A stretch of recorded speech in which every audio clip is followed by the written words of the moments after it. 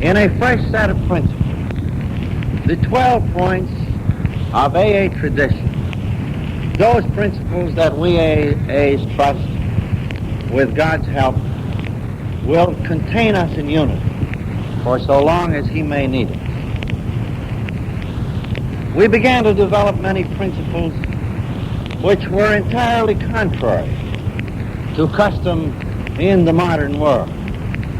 We ran counter to society in many, many respects.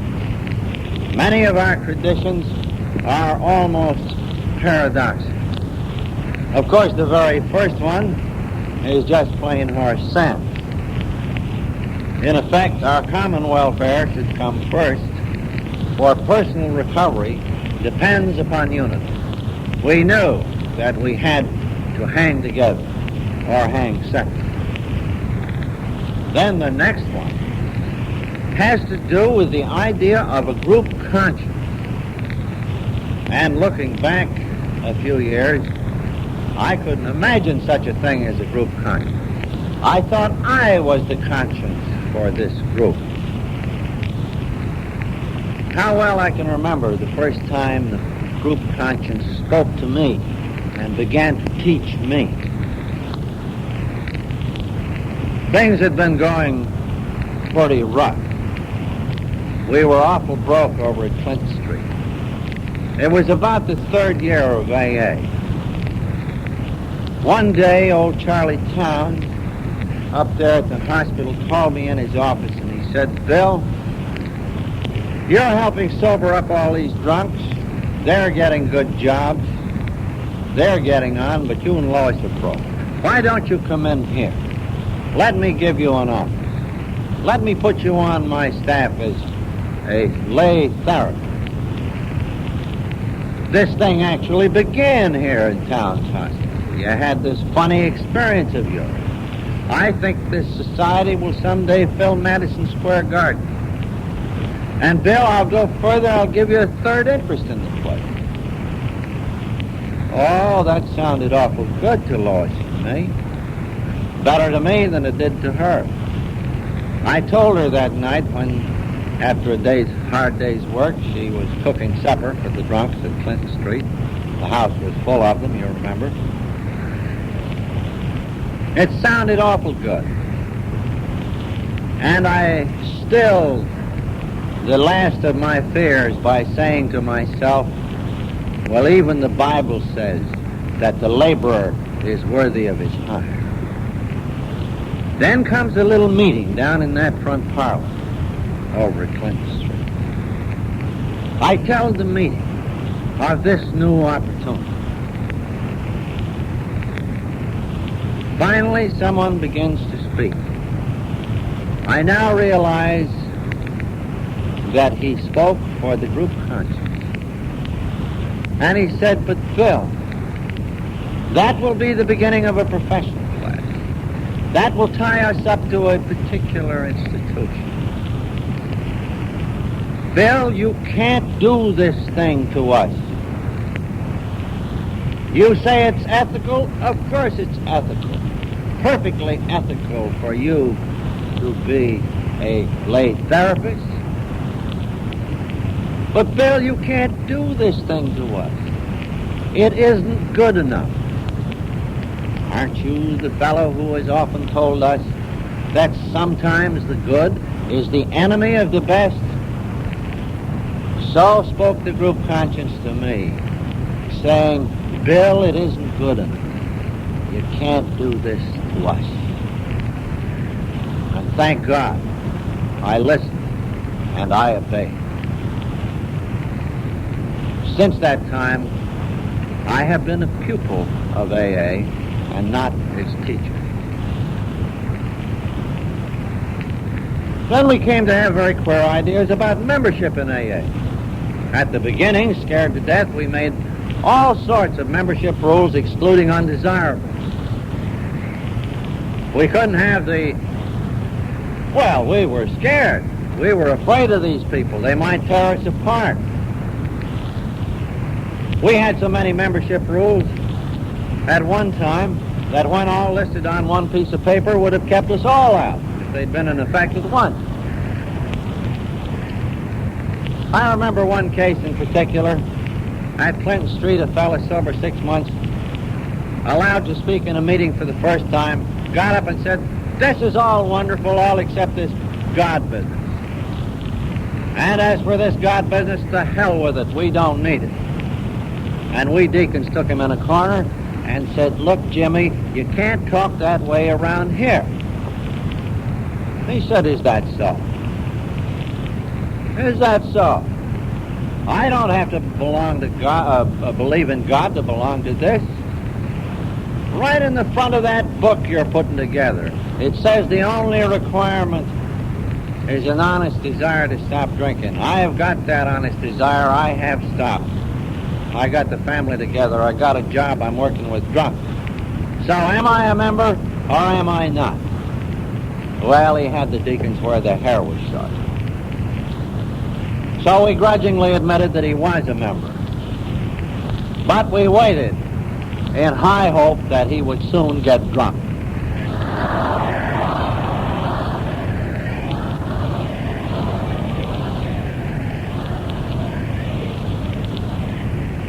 By and by, he accommodated us. Not a soul went to see him. And in his agony in that hotel room, he hit bottom and hit it right, and hasn't had a drink to this day, and became founder of our Philadelphia group. And now we look back and say, suppose we had closed the door of the court of last resort to Jimmy. Where would he be and all those he helped, and all those they have helped since? So today, you're a member of AA if you say so, putting the ordinary social custom exactly in reverse. Nobody can keep you out. You declare yourself. Then you remember, I told you about the episode with Mr. Rockefeller. Well, we've come to adopt his view that this society should have no professional class, that we ought to pay our own bills, and God knows we can. The members of this society are earning $600 million a year. We have something to give to the community. Of course we'll pay our own bills. We had a bad time with that professional business, though. The time they hired old Tom Mulhall down to the clubhouse for janitor. We were just going to give him a free room, you know. And Tom said, "Ain't you going to pay me nothing?" Oh, we said, "No, this is Alcoholics Anonymous, Tom. You can't make any money out of it." Tom says, "Listen," he said, "I think you guys have got a nerve. You want me to do 7 days a week, 24 hours a day, a job that you guys can't or won't do. What you want is a janitor. And you ain't willing to pay for it, and if you don't pay me, I don't work, see? And what has that got to do with the 12th step?" said Tom.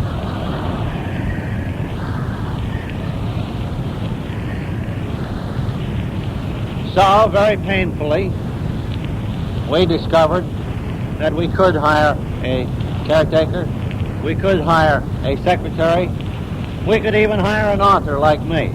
Incidentally, folks, I got a raise recently. Every time you buy one of them books, I got you for 52 cents. How do you like it?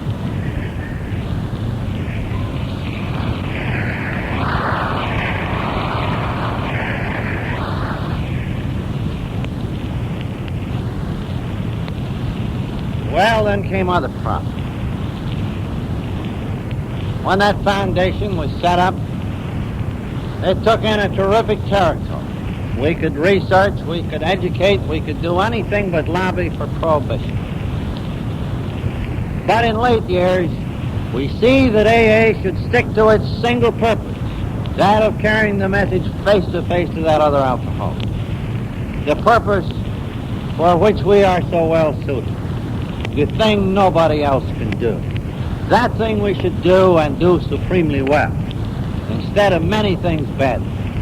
So that we have decided that AA shall have only one sole aim. We cannot make alliances. We cannot give endorsements. We cannot loan out the AA name, even to the best of enterprises, so that they may have publicity and raise money. on our credit. That would be to divert us from our aim, to confuse us, and finally to make it possible to attach the name Alcoholics Anonymous to all sorts of controversial situations. I know a fellow came in the office one time, said, I got a job working for one of the liquor associations. I can be an educator. I said, what kind of education? Well, he said, they want to teach people that too much grog is bad for everybody and that these drunks shouldn't drink at all. I said, fine, why don't you hire out? Much surprised, he said, I thought you were against education. I said, on the contrary, I'm very much for it. But what I want to know is this. Do they just want to hire you? He said, what do you mean? Well, I said, do they want something else? Or do they just want you because you're a good publicist, because you had the drinking experience? Well, come to find out, they wanted to be able to state in all their publicity that Mr. Joe Bloke of Alcoholics Anonymous heads up our program of education. Which would mean that in a subtle way, the AA name would be transferred over into a controversial area. I said to my friend, are you going to take the job? You know, in AA, we have no rules, laws, regulations. We only have a tradition. He said, of course I'm not going to take the job. If I took a job like that, pretty soon some screwball would hire out to the Anti-Saloon League for their brand of education, and then the fat would be in the fire, and Alcoholics Anonymous would be right in the middle of that controversy. Of course I'm not going. And that's why, as much as we would like, we cannot loan out the AA name, give endorsement, or finance other causes. Like shoemakers, we had better stick to our last. So that much is decided. We are also certain that as much as we quarrel about things that don't matter too much, we may never quarrel about religion, politics, or reform. Because those are the issues that are dividing the modern world. And thank God, ever since this thing began, I haven't heard a really angry religious or political argument. Today in Ireland, where politics and religion are terrific issues, Alcoholics Anonymous is the only friendly, really friendly roof on which people of those opposing parties can meet. So it must always be with us, or else we may really perish one day. The rest of this tape is the voices of our co-founders, Bill W. and Dr. Bob.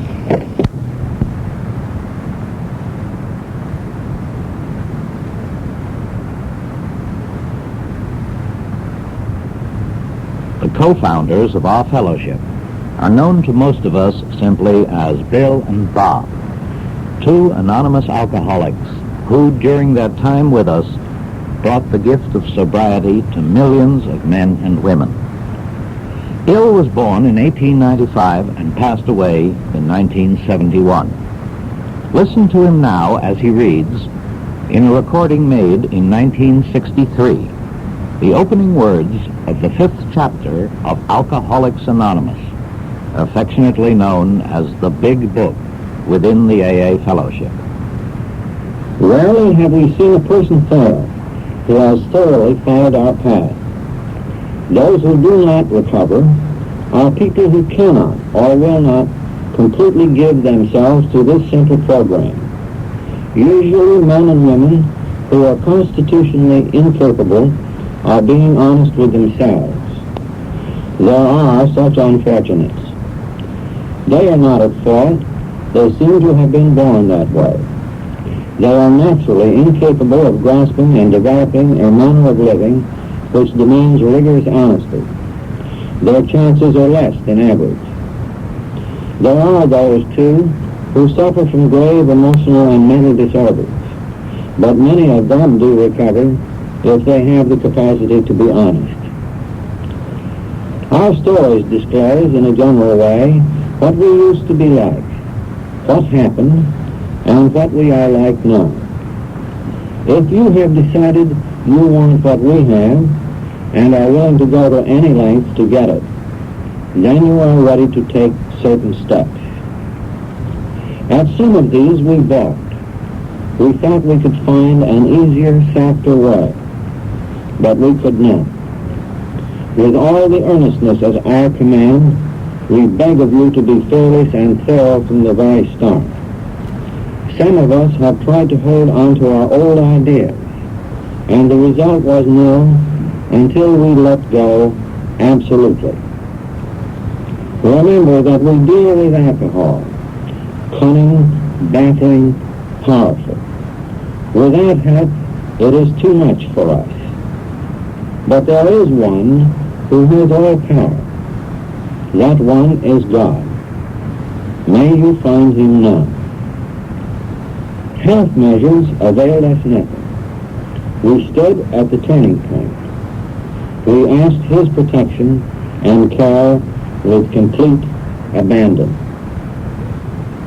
Here are the steps we took, which are suggested as a program of recovery. 1, we admitted we were powerless over alcohol, that our lives had become unmanageable.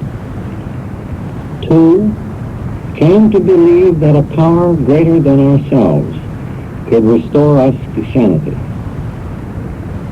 3, made a decision to turn our will and our lives over to the care of God as we understood him. 4, made a searching and fearless moral inventory of ourselves. 5, admitted to God, to ourselves, and to another human being the exact nature of our wrongs. 6, we're entirely ready to have God remove all these defects of character. 7, humbly asked him to remove our shortcomings. 8, made a list of all persons we had harmed and became willing to make amends to them all. 9, made direct amends to such people whenever possible, except when to do so would injure them or others. 10, continued to take personal inventory, and when we were wrong, promptly admitted it. 11, sat through prayer and meditation to improve our conscious contact with God as we understood him, praying only for the knowledge of his will for us and the power to carry that out. 12, having had a spiritual awakening as the result of these steps, we tried to carry this message to alcoholics and to practice these principles in all our affairs. Many of us exclaimed, "What an order! I can't go through with it." Do not be discouraged. No one among us has been able to maintain anything like perfect adherence to these principles. We are not saints. The point is that we are willing to grow along spiritual lines. The principles we have set down are guides to progress. We claim spiritual progress rather than spiritual perfection. Bob, or Dr. Bob as he was often called, was born in 1879. As a physician, he was aware that he was saying farewell to our fellowship when he opened the general meeting of the First International Convention of AA in Cleveland, Ohio, in July 1950. Only 4 months after the following talk, he died of the illness to which you will hear him refer. My good friends in AA and of AA, I feel I would be very remiss if I wouldn't take this opportunity to welcome you here to Cleveland, not only to this meeting, but those that have already transpired. I hope very much that they have the presence of so many people and the words that you have heard will prove an inspiration to you not only to you, but may you be able to impart that inspiration to the boys and girls back home who are not fortunate enough to be able to come. In other words, we hope that your visit here has been both enjoyable and profitable. I get a big thrill out of looking over that, see your faces like this, with a feeling that possibly some small thing that I did a number of years ago played a small part in making this meeting possible. I also get quite a thrill, and I think that we all have the same problem. We all did the same thing. We all got the same result in proportion to our zeal and enthusiasm and stick-to-itiveness.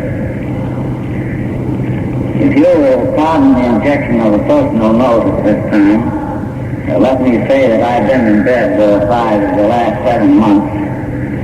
My strength hasn't returned as I'd like, so my remarks of necessity be very brief.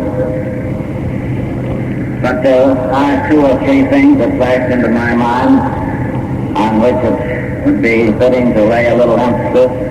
One is the simplicity of our program.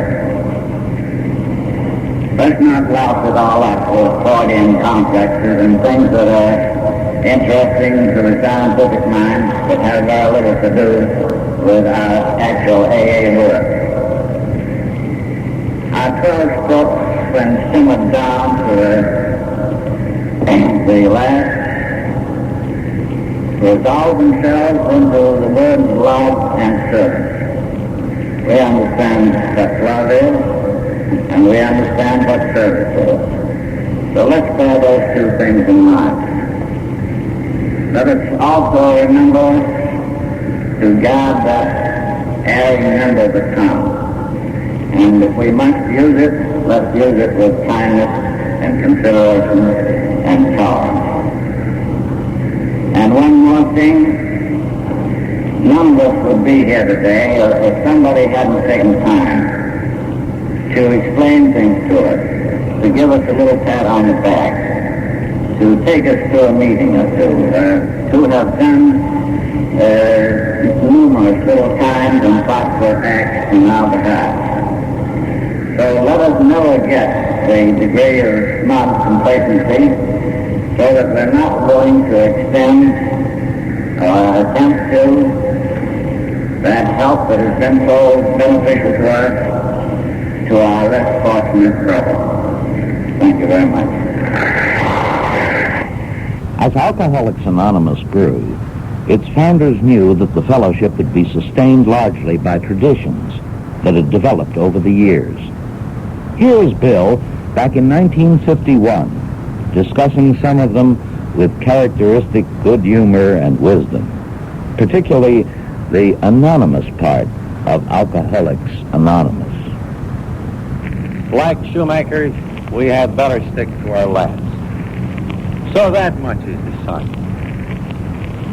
We are also certain that as much as we quarrel about things that don't matter too much, we may never quarrel about religion, politics, or reform. Because those are the issues that are dividing the modern world. And thank God, ever since this thing began, I haven't heard a really angry religious or political argument. So it must always be with us, or else we may really perish one day. And then we've developed very strange ideas about public relations. You and I love this good old American tradition. You and I love to stand before statues of Lee, Lincoln, Washington. We revere those people. That's not a bad trait in us. But in late years, this country is really carrying that a little far, perhaps. Today, everything in America is transacted on big names, big ballyhoo, big personal publicity, strutting public characters, and sometimes strutting public villains. Now we know that for a society like ours, such things cannot be. For us, weak people that we still are, that would be the road to ruin. So, we are firmly convinced that all of us, every one, should be personally anonymous at the general public level, meaning by that the level of the press, the radio, the television, and motion picture, so that we don't create those public figures, so that we have a standing guarantee that with us, principle shall always come ahead of personality. And that very policy of anonymity at the public level, I dare say, has brought this society millions of words of freely given publicity, which has carried this message to others. Every reporter who enters here knows that no one wants anything personal. He is pleasantly refreshed that here is a society which indeed does really place principles before people, and anonymity is the guarantor of that. Indeed, I am beginning to fear that the reputation of this society is far better than its actual character, but we don't tell the reporters that. Dr. Bob may best be remembered by the title Bill gave him, the Prince of 12th Steppers. By this, Bill meant Bob's extraordinary efforts for many years helping alcoholics on a personal basis to achieve sobriety, in addition to his own medical practice. In Detroit, in 1948, Bob reflected upon the necessity of this service in maintaining his own recovery from alcoholism, and upon the true meaning of giving of oneself in Alcoholics Anonymous. I said I was quite human. And I get to thinking every once in a while, well, here's this Smith guy, he's a fairly smart individual. He's got this liquor situation right to the tail, proved it, demonstrated it, hasn't had a drink for 15 years. Probably could knock off a couple and no one would be the wiser. Well, I'll tell you, I'm not trying to be funny at all, because those thoughts actually enter my mind. And I know just a minute they do exactly what has happened. You see, there in Akron, we have the extreme good fortune, as a great many of you people know, of having a very nice hospital set up at St. Thomas Hospital.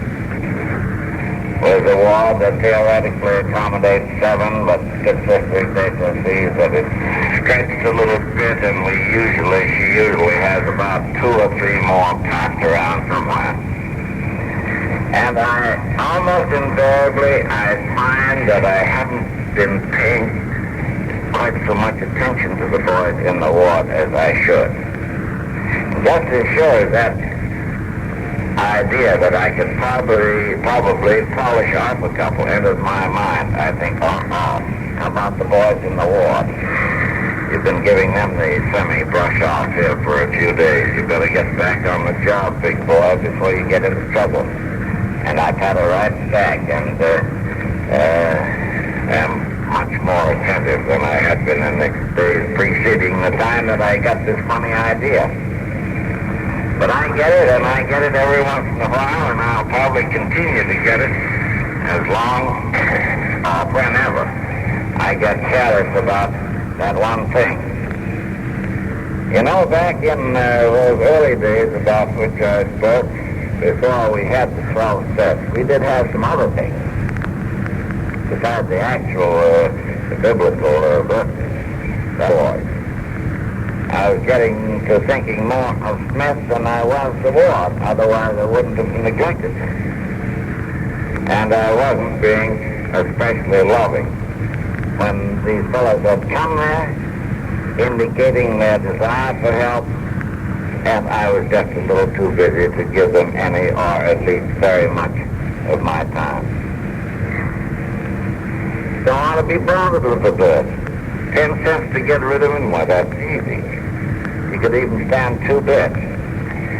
But not because you love the fellow, but just to be relieved of the nuisance of his hanging on your coat sleeve or what have you. No unselfishness, no love indicated in the transaction at all. But I think that the thing that really counts is really giving a service of yourself, and that almost invariably, not always, but almost invariably requires some effort and some time of your own. It isn't a matter of putting a little quiet money in the dish. That helps, and possibly that's indicated too. But that isn't giving much. That is for the average individual in days like this when most people get along at least fairly well. That type of giving I don't believe would ever keep anyone sober or anywhere near it.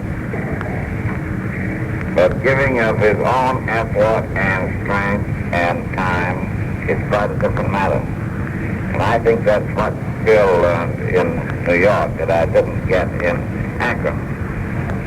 In closing the same talk, Dr. Bob had occasion to reflect upon how his own happiness and peace of mind were related to the spiritual side of AA's traditions.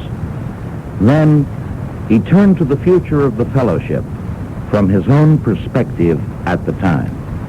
You know, it doesn't make much difference whether a person is drinking or whether they're sober as far as their ultimate aim is concerned. Whether they're drinking liquor or whether they're not, they're still after the same thing, and that's happiness and peace of mind. I harp about that a great deal because that's what we're all after, and we're all after all the time. We want those two things. We want happiness and we want peace of mind. The trouble with us fellows was that we thought we could demand that the world give us happiness in just the particular way in which we wanted to get it, which happened to be by the alcohol route. And we weren't overly successful. But when we take time to find out and familiarize ourselves with and put into practice some of the spiritual laws which it is necessary to follow to acquire those things, then we find that we get them. And I think I've had them in very large measure. Those two things, happiness and peace of mind. And I feel most extremely fortunate, and I feel very grateful and thankful that our Heavenly Father has seen fit that I enjoy them. They're there. Anybody can get them who wishes to, but there do seem to be some rules of the game that we have to follow. But they're here and open and free to everyone who wishes to take advantage of them. And by taking advantage of them means familiarization with them and putting them in practice, incorporating them in our own thinking and action, and we're bound and determined to get certain results if we do. As I said, it is a very great source of pleasure and gratitude to me to feel that maybe I kicked in my 2 bits worth toward starting. But as I said also, I feel that I was simply used as God's agent. The question might arise, well, we know what AA's done in the last 15 years, but how about it from here on? Where do we go from here? Our membership, I think, is conservatively estimated at present around 70,000. Although will it be in the increase from here on? Well, that'll depend on every member of AA. It is possible for us to do so or not as we elect. If we fight shy of what the politicos call the tangling alliances, if we avoid getting messed up with controversial issues such as religious, political issues, what our problems, and so forth. If with no unity to our central office, if we remember the simplicity of our program, if we continue to remember that our job is to get sober and to stay sober and to help our less fortunate brother in doing the same thing, I doubt very much we shall have any trouble, and we shall continue to grow and thrive and prosper. Dr. Bob mentioned 70,000 AAs in 1948. In 1963, when Bill made the following comments at a dinner in New York City, his guess of 300,000 to 500,000 was probably accurate. But Bill did not live to see Alcoholics Anonymous grow to a membership of roughly 1 million worldwide in 92 countries.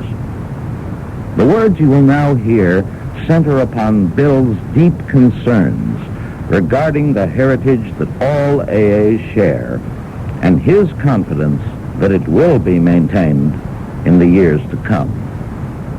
So, years ago, I remember we used to liken the growing AA to an ever-expanding cathedral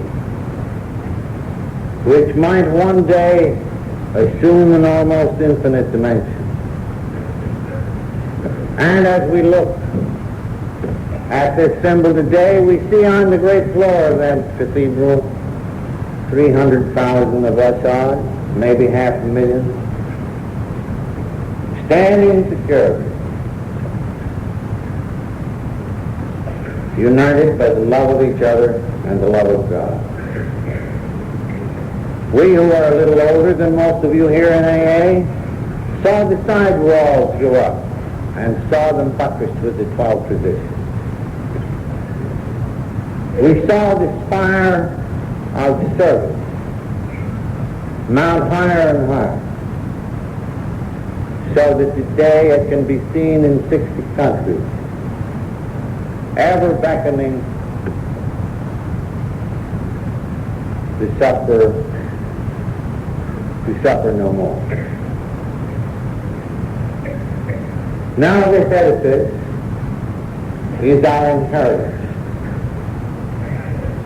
It is a trust. Under God's grace, I know that you and all the come will maintain it in all its wonder. That loving hand will attend to its growth beyond any imagination. So there it is, folks. It's yours to have and to hold for so long as God may wish AA to endure.